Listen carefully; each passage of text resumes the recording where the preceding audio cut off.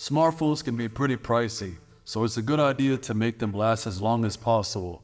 So if you're searching and ready to commit for a long-term relationship with your smartphone, here are some tips you can do to make your phone last longer.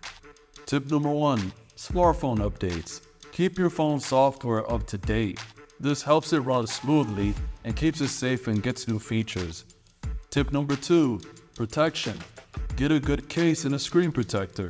Tip number 3, battery care.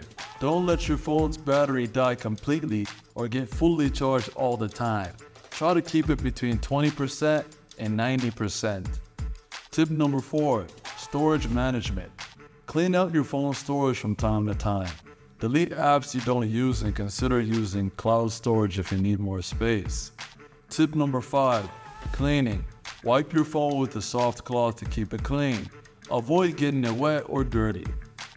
By following these tips, you can make your phone last longer and save yourself some money.